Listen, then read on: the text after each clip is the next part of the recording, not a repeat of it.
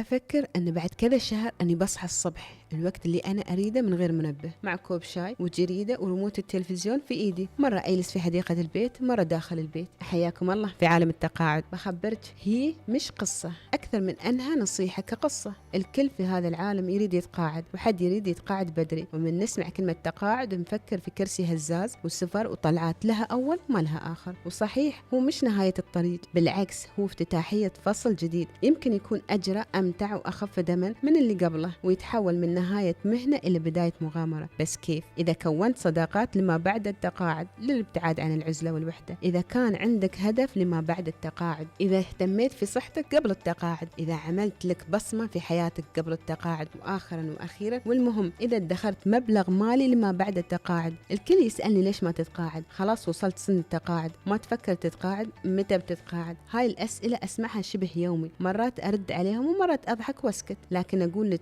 أنا قررت ما أتقاعد إلا بعد ما أسدد ديني كامل وما يبقى علي شيء، وأكون لي صداقات من خارج العمل، لأن أصدقاء العمل هم فقط أصدقاء عمل، ويكون عندي مشروع لو صغير. في هالحالة بقدر أعيش مرتاح ولا أفكر بشيء. الكل همه يتقاعد، بس فكر ليش بيتقاعد ولا شو بيصير له بعد التقاعد. البعض يمكن فكر والبعض الآخر لا، وأنا بصراحة ما بقالي شيء وأحل جميع أموري وأتقاعد. في بودكاست قصة وشاي حبيت أنصحكم، وترى التقاعد الوقت اللي فيه كل شيء ممكن، وتعيش كل لحظة، لأن الحياة بعد الدوام مجرد بداية مغامرة جديدة. بس لا تنسون تضبطون أموركم قبل التقاعد، وما عليكم من أي حد، ولا تخلون حد يأثر عليكم.